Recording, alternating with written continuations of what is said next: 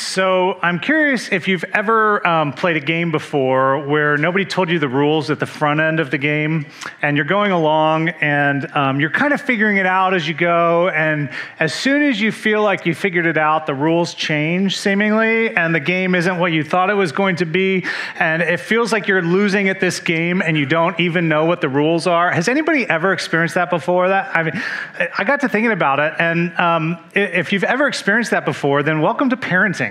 Welcome to parenting. One of the most frustrating, confusing, and rewarding jobs you'll ever have, right? I've never actually met somebody who wants to be a bad parent, generally speaking. Most people want to be good parents. They're trying to be good parents. And yet, here's the thing. Most parents have no idea how they're doing with their parenting because things are constantly changing. As soon as you get a kid to sleep through the night, there's another one who's having accidents or having nightmares, or they're up, standing by your bedside, looking over you like a creepy person. And as soon as you get one through one weird phase of school, then another one kind of hits it. And it's just like, oh my goodness. And then when you have multiple kids, it just multiplies the complications. You know what I'm talking about. You can look at one wrong and it crushes their spirit. You look at the other one wrong and they're like, what? You want to come after this, right? I'll take you out. I'll take you out. And so we say things, and you've probably said this before if you're a parent. We say things like, I raised them all the same way, right? What happened here? I raised them all the same way. But the truth is you didn't, right? They're different people. They're in different birth orders. They wore you down, probably wore you out. You're not even the same, right, that you were when you began. And so parenting, it's just kind of this weird challenge where we're never really knowing exactly how we're doing or what we should be aiming for, what our goal should be even in parenting. So we're going to talk about that today. And I think it'll be interesting and hopefully helpful. And I'm going to suggest some parenting goals for us moving forward. We're in part 2 of our series, Better Parents. My name's Seth, by the way, in case we didn't get an opportunity to meet yet. I'm one of the pastors here. If you're joining us online, thank you for being with us. We're so glad you can be here. Now, I know in a room like this, not everyone in here is a parent. And so you hear, parenting series, this isn't going to apply to me. But here's something that we all have in common, and that is that we all have or had parents at one point in time. And so as we talk through some of what we're talking through, it'll help you just think about your own story and your own background and how you were parented, and hopefully there are some helpful things in that. And then secondly, you may be a parent someday, whether you realize it or not, and maybe, it might surprise you, right? So this could be something you stick into your back pocket. But then the other thing is we all have the opportunity to influence other people. And really, that's what parenting is. And so my hope is that at some point in your life, you'll play that influential role in someone else's life. And this can be helpful regardless of where you are in that parenting spectrum. Now, we began last week by saying something really important. This is kind of the foundation of everything. And that is that you can't be a perfect parent.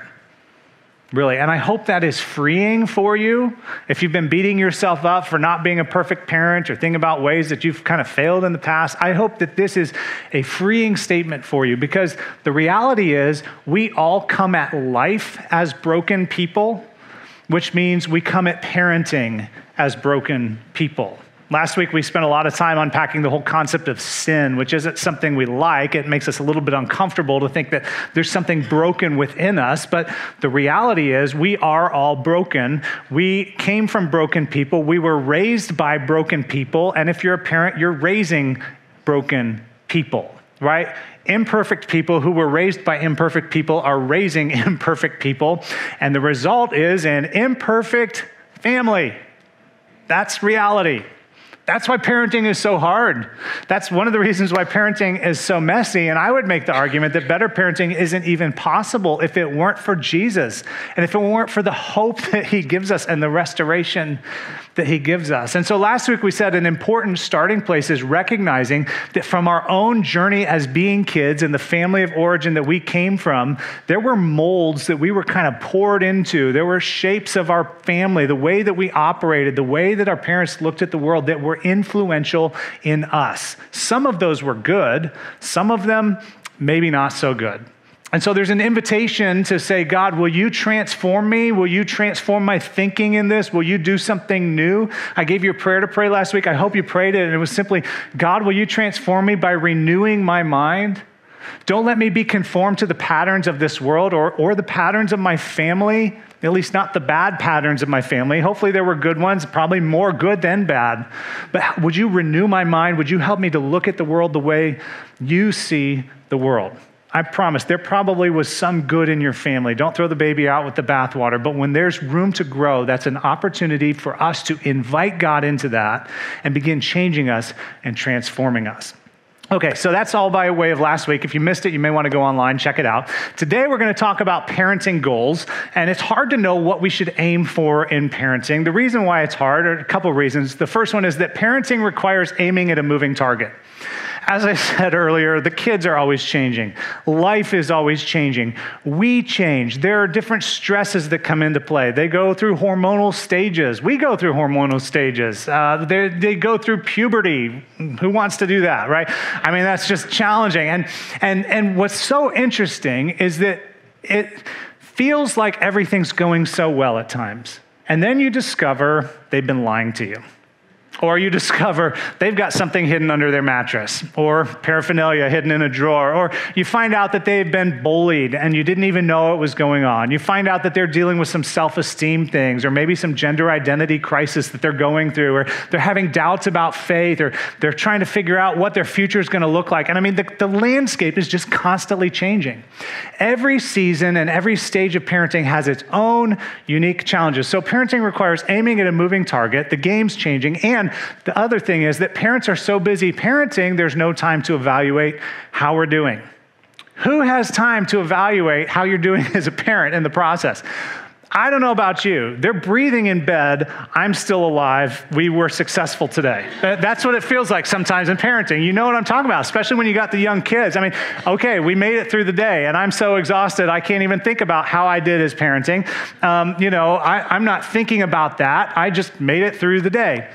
And the funny thing, as I said last week, nobody prepares us for parenting anyway. We generally parent the way we were parented, even if we didn't like pieces of our parenting. Maybe we make a few tweaks here or there, or the way we were parented rather, but we may make a few tweaks here and there, but by and large, we kind of follow the patterns of our families.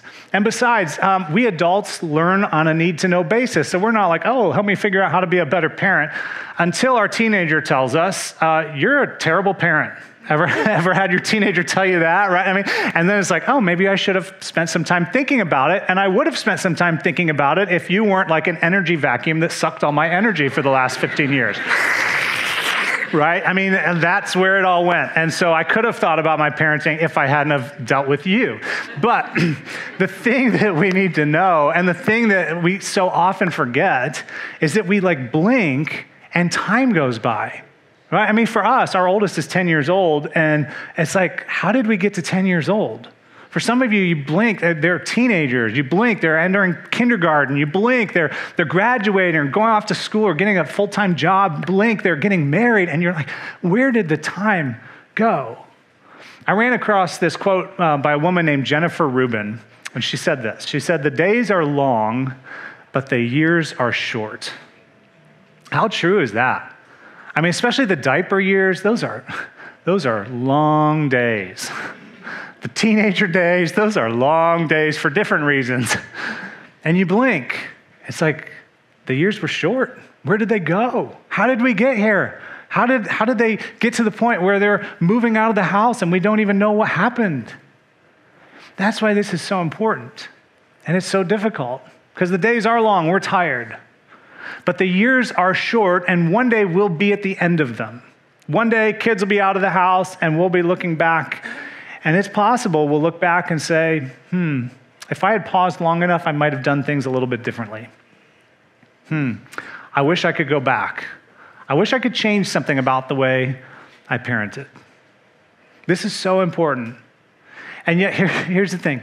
This is so important, and yet most of us, we're not even sure what our parenting goal is. We're not even sure where it should be, what it should be. We're so busy parenting, we haven't even had time to think about it. So today, for just a minute, I want you to think about it. And I want you to imagine down the road someday, imagine what it's like when kids are out of the house. Maybe that's your goal, maybe it's not, I don't know. What do you want? What would make you look back and say, you know what, we weren't perfect parents, or I wasn't a perfect parent, but I did okay. I succeeded. It was good. What would it take for you to do that? What is your parenting goal? Where are you headed? What is your end game? What are you parenting toward? See, the thing is, for many of us, we have what I call unintentional parenting goals because we're just in the moment. We're just in the moment. Here are some of our unintentional parenting goals. Compliance. I just need them to obey right now. They need to obey. If I get them to obey, we're set. Safety, right? They wore a helmet. We didn't have any casts or hospital visits. Graduation, I got them across. I just need to get them out of the house. I want to be a proud mom or dad. So I'm going to give them every opportunity that I didn't have, or I'm going to have them in travel, whatever, or they're going to be NFL star or cheerleading star, or whatever. I want them to be successful adults. They have a good career. They can kind of live life on their own. I want to be the fun parent, right? We get caught up in that. I want to be the fun parent where everybody says, oh, they're the fun parent. We want to go over there because they're so fun. I want them to have every opportunity I didn't have, the best education possible. Sometimes we want to live vicariously through our children. Unintentionally, we live vicariously through them because they have talents or skills that we never had or opportunities we never had. Or independence. I just want to get them out. just let me get them out. Let them be on their own. No more living in my basement playing video games with Cheetos fingers, right? They just need to be done. And what's interesting with these unintentional parenting goals is I don't even know that any of them is necessarily wrong during different seasons or different phases. But I would argue they all fall short. That maybe there's an opportunity for something different. And the thing we need to know is that our day-to-day parenting is leading us in a direction. Sometimes it's leading us in the direction of these. Your life, whether you're a parent or not, is leading you in a direction. Your day-to-day decisions are moving you in a direction. Your parenting, your goal is determined by your day-to-day parenting. And the question is, the thing I want us to wrestle with this morning is, will your parenting goal be intentional or will it be accidental? Will your parenting get you to the right goal? Our kids are in soccer right now. And Caden, our youngest, is 4, and so it's a mess on that soccer field. You know what I'm talking about. Rob knows. He's coaching the same age, right? And there are goals on both sides of the field. And there are times when kids are like pushing down the field. They're so excited. People are cheering, but not why they think they're cheering, right? And they kick the ball in the goal, and then they're like, hey, you just scored for the wrong team. What were you thinking? And they didn't know. They didn't know. People were trying to turn around, but nobody's paying attention. They didn't pause long enough to discover where they were headed. That's why it's so important. Because in parenting, we can do the same thing. Better parents make sure that their day-to-day parenting is leading them in the right direction so that they don't accidentally blink and wake up one day and say, how did we get here? And wonder what happened. Now, don't get me wrong. Kids have free will, okay? Kids have free will. We can't force them into anything. We can't force them to do anything. There are some kids who are parented in such a phenomenal way, and they just go off the deep end. We can't be responsible for that. But by and large, we can consider where we're going in our parenting. And if we're not intentional, we may wake up one day and say, how in the world did I get here? Discover, well, I parented toward compliance. And they obeyed up until they left the house. And then they went nuts because we had, the strangulation rope on them while they were under our control. Or we parented to make them proud of us so that we would be proud of them. But now we discover that their happiness is tied up in us and they don't know what it means to be happy anymore. And they've just been so busy trying to make us happy. Or I parented toward them being independent. And now they're so independent, I never hear from them. Right? We unintentionally parent, so we've got to be so careful. That's why our goals are so important. Now, this isn't rocket science, and I didn't even come up with this, okay? This is wisdom. This is what we call wisdom. The question is, will we pause long enough to evaluate where we're going and decide if it's the right direction? This comes actually from the book of Proverbs, and I want to show you where it comes from. And then we're going to come back and I'm going to share with you what I think is a worthwhile parenting goal. And I didn't come up with this on my own, so I'll give a disclaimer when we get to that point.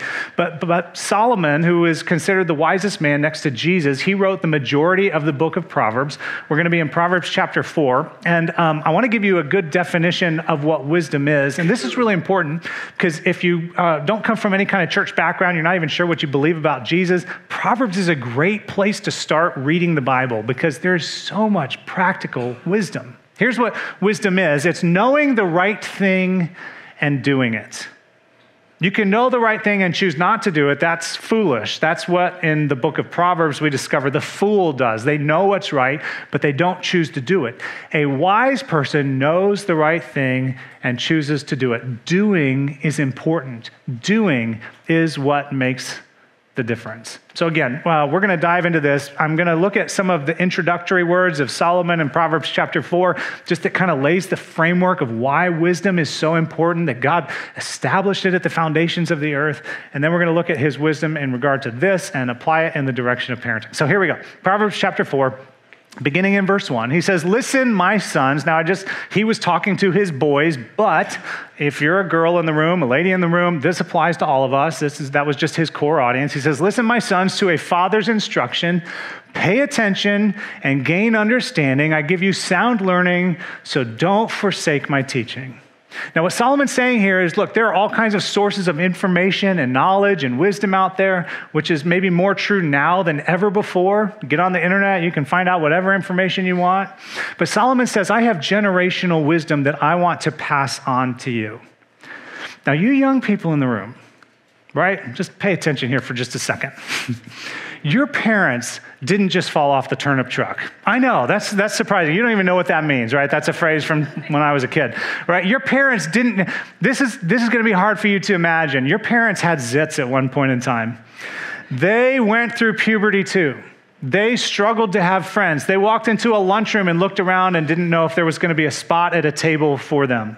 They went through middle school. Nobody wants to relive middle school. I get that. Nobody wants to, even though you don't even want to be there now if you're in it, right? Nobody wants to relive it. They've been through high school. They know what peer pressure's like. They've been around the block a few times. Now, it's tempting to look at your parents as some of the dumbest people you have ever met. And I get that, right? I was there. I thought my parents were dumber than a box of rocks when I was in high school. They didn't know anything until I discovered that they had been there before and they knew. And that's what Solomon's saying. He's like, don't discard this. This is generational wisdom. I've been around the block a few times. I understand the way the world works because God established wisdom in the foundations of the earth. When we begin to understand it and see the world from that perspective, our lives are better. So as much as you think your parents are dumb, you should listen and pay attention because they're not as dumb as you might think. He goes on, he says this, he says, do not forsake wisdom. Don't just throw it out, toss it away. He says, pay attention and she will protect you. I love that. Wisdom is protective in nature.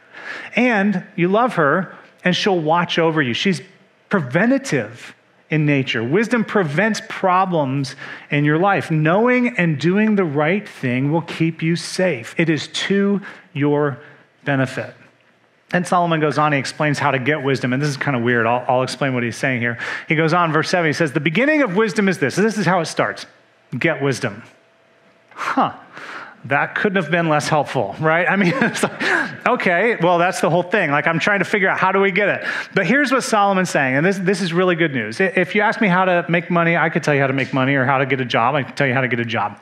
But wisdom, what Solomon's saying is you don't need brains for it, right? Which is great if you don't feel like you're very smart or you came from, a smart family. You don't need to have brains for wisdom.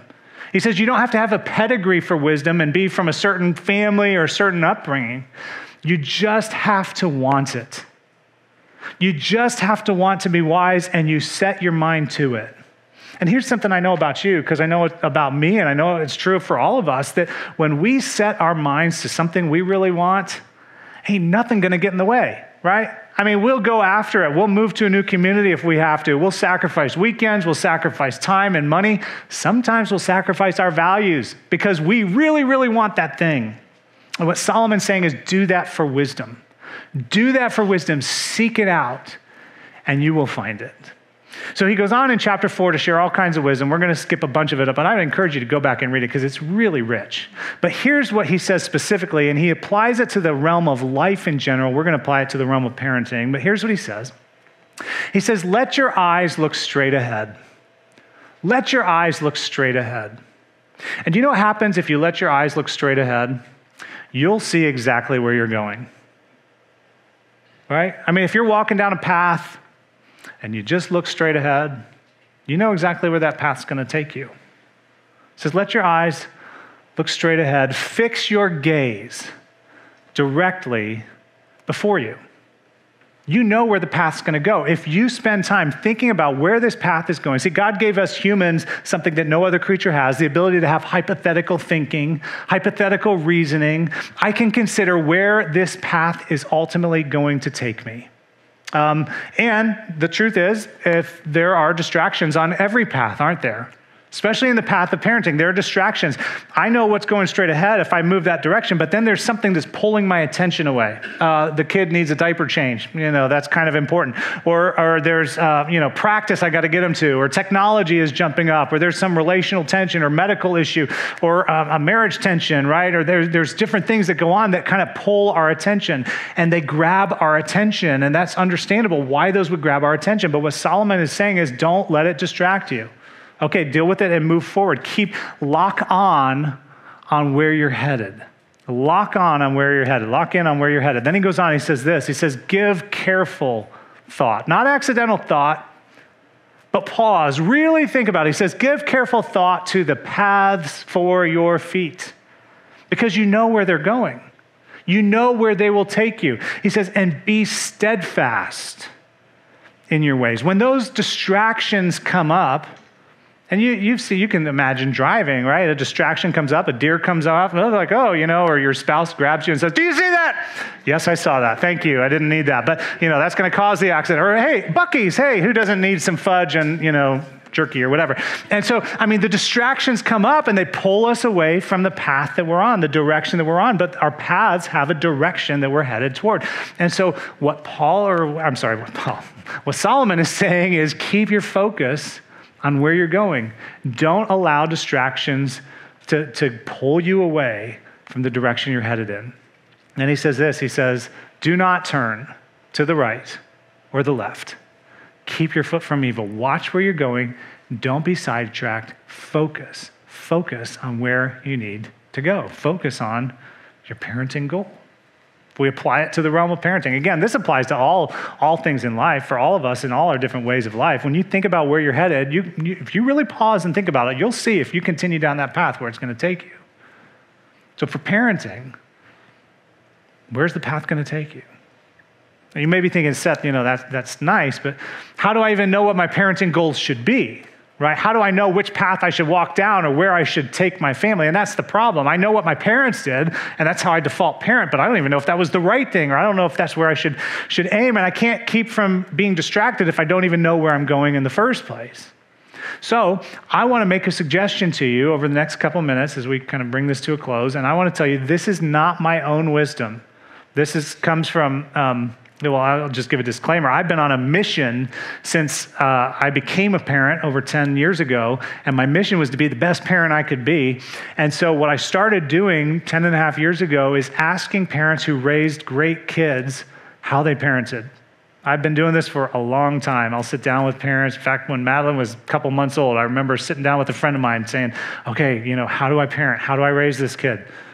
Back in March, I took a trip to Israel, and there were a bunch of other parents that were there on the trip. In fact, one set of parents brought their adult children with them. They were such great people, and so I sat down with the parents over dinner. I said, "Okay, give me some advice. How do I parent? How do I be the best parent that I can be?" And then I grilled the kids too. What did your parents do that was right? Help me to know. I talked to other pastors because I'm a pastor. I've got pastors' kids. I don't want them to go wild and hate the church. So I'm like, okay, how do I raise my kids in the right way? And every single time I've gotten a consistent answer. Do you know what the answer is? It's not going to shock anybody. It's relationship. It's a relationship. In every situation, they've prioritized relationship. A big one that I heard often was we shared meals together.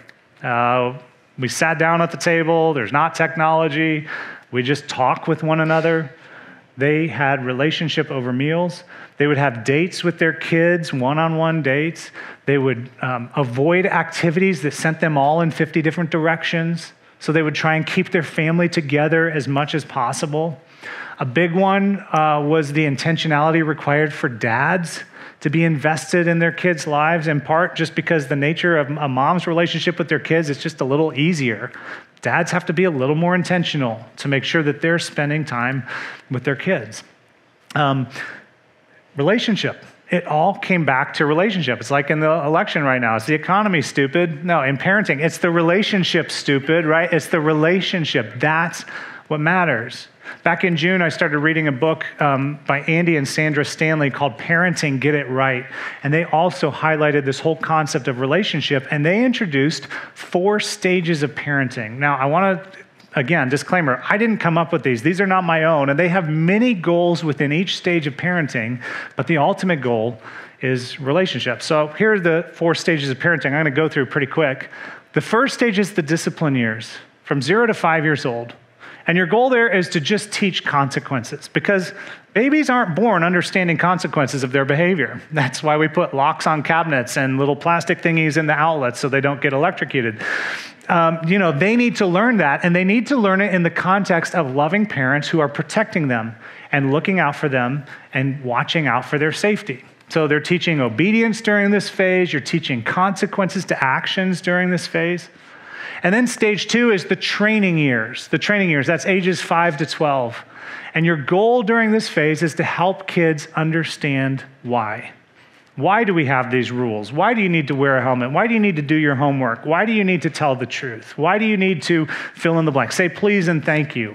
You're in the context of helping them to train up. You're helping to build patterns of behavior, hopefully habits, that they will carry with them throughout the rest of their lives. The third stage is the coaching years, ages 12 to 18.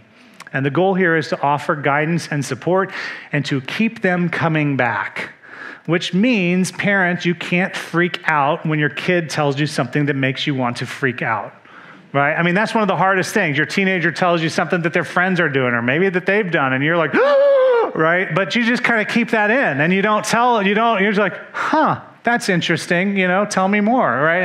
And you just kind of listen, and you're keeping open doors of communication, because what does a coach do? A coach sits on the sidelines. A coach isn't in the game. A coach is present, calling plays, calling them on and off the field, right? Helping them to think through what's going on. Your goal is setting them up to be independent at some point in time, but you can't freak out in the process. You want them to keep coming back and know that this is a safe place. This is a safe place. Now, often parents want this to be a friend time, right? I'm friends with my kids. I'm their best friend. Well, they don't need a best friend. They need a parent.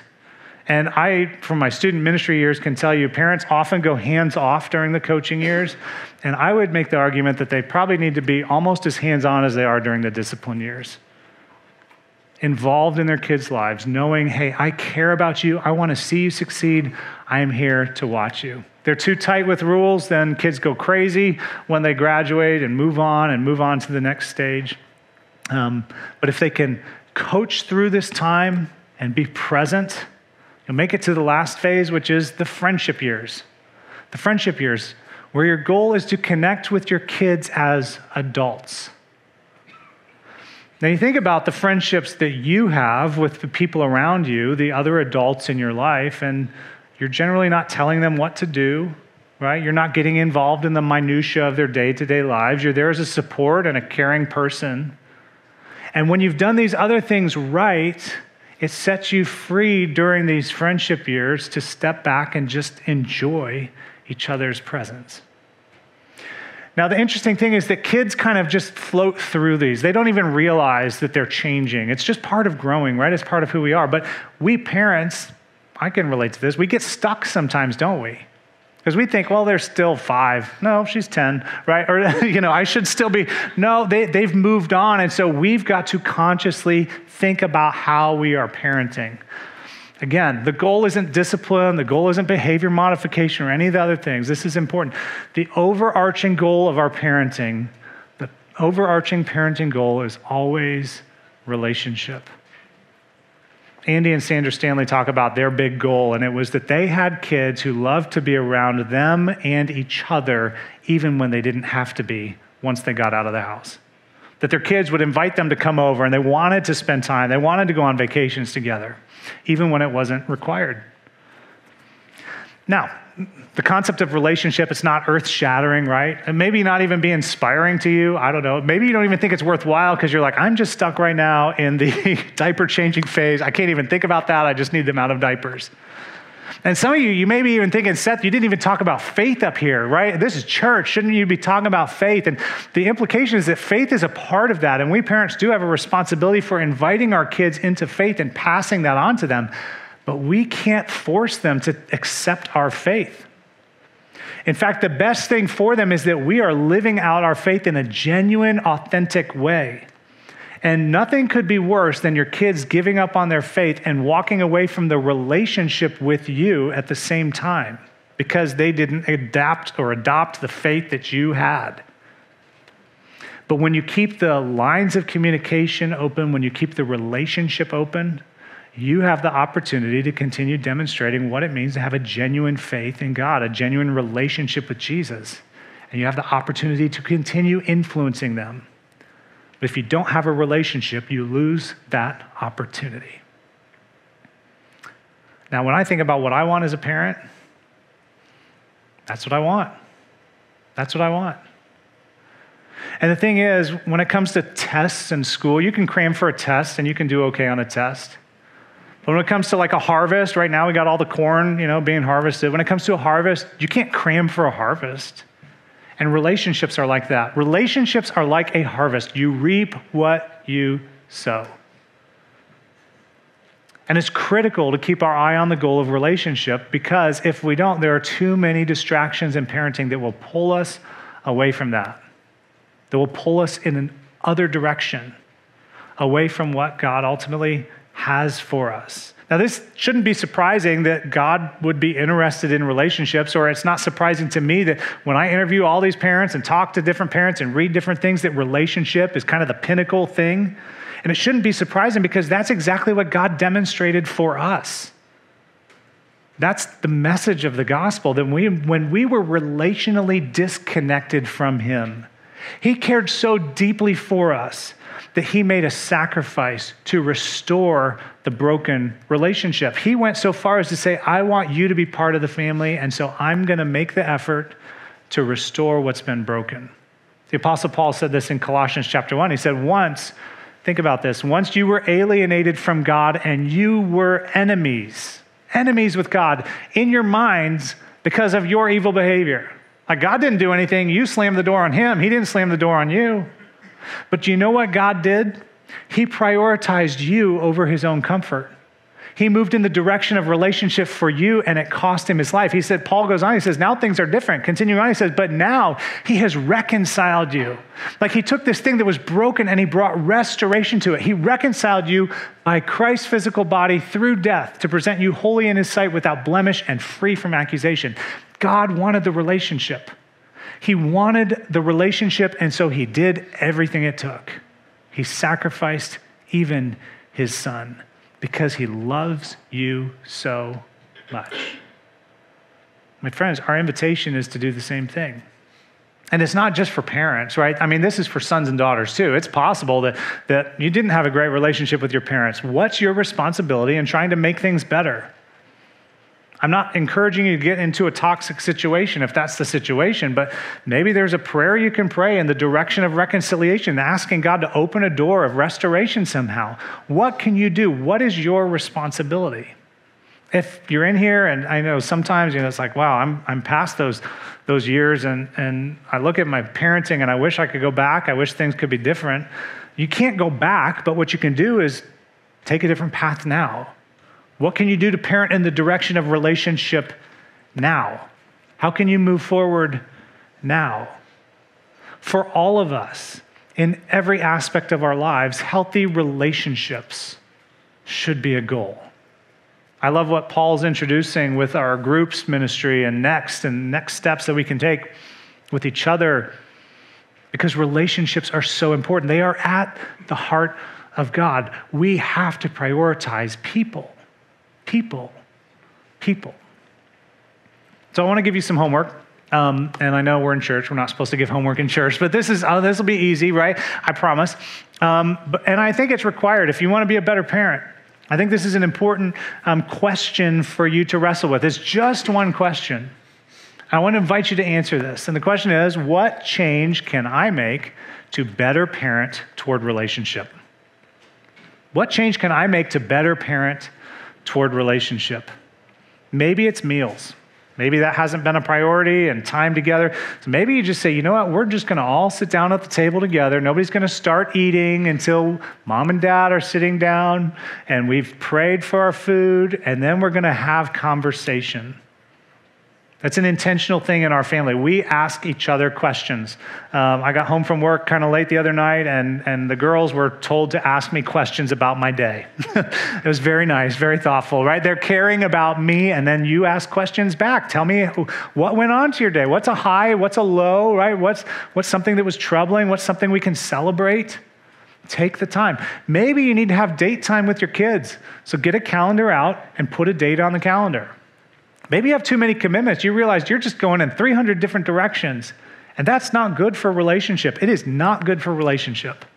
And so you've got to, pare that down. You've got to say, okay, maybe there's some commitments we've made that aren't healthy for us because we can't have relationship if we're not together. Listen, wisdom says, I'm going to answer this question and I'm going to do something about it.